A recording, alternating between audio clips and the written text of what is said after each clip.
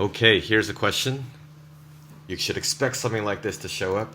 What is the difference between prokaryotic cells and eukaryotic cells? Well, remember what we said before?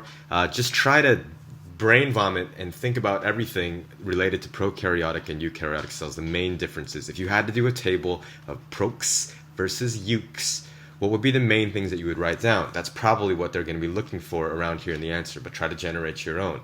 So, anyways, we'll assume that you've done that. Things like no nucleus. I'm not going to write the whole thing. No nuke. That doesn't sound right either. No nucleus, yes nucleus. Organelles, no organelles.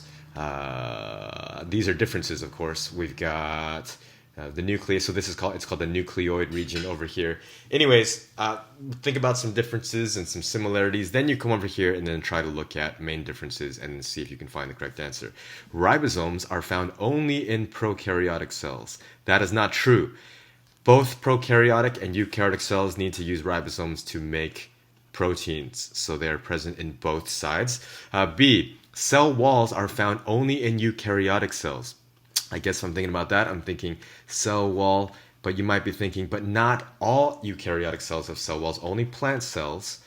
But prokaryotic cells also have a cell wall as well too. And a little detail for you, the plant cell wall is made up of cellulose. Sorry for my handwriting. And prokaryotic or bacterial cell walls, a lot of them are made up of something called peptidoglycan. But they're both called cell walls, so we can't choose this one because they are also in eukaryotic cells. So that be. Mitochondria are found only in eukaryotic cells. Well, look, back on what I said over here, organelles in eukaryotic cells and no organelles. One famous organelle you should know, mitochondria, responsible for cellular respiration, production of ATP using glucose and oxygen, and then you've got all the other bits. The Krebs cycle happens in the mitochondria. For you higher level people, the link reaction happens there as well too. The electron transport chain, the production of all those yummy molecules are going on there. Anyways, C looks pretty good. I'm going to smiley face that one for now. And D, flagella are found only in prokaryotic cells.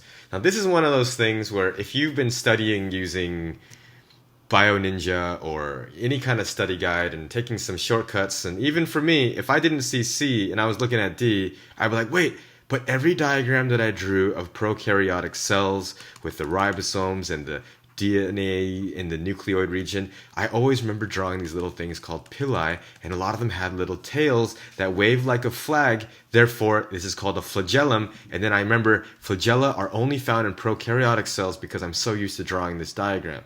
And this may be one of those answers where you may be drawn to pick it. Usually you can eliminate two, and then you're left with two that you can pick from. But if you know this one in your heart to be true, and also that prokaryotic cells are about the size of mitochondria anyways, there's no way something that size could fit into a prokaryotic cell. C has to be right. Trust what you studied, and this one's got to be good.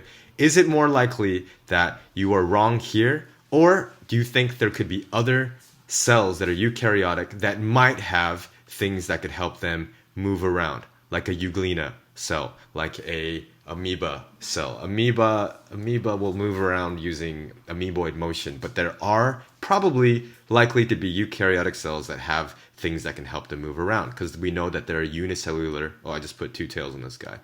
Fail. This looks like a little BioNinja. Anyways, so this probably, if you don't know the full story, but this one definitely looks good, go with what you remember and what you've learned. So C is right, and most likely if you went to Google this, you could probably find that there are unicellular eukaryotic cells that probably do have a flagella, thereby making this one wrong. They have to be creative when they're coming up with these questions, and it's a good way to actually find out, what you know and what you don't know by practicing these things. Alrighty.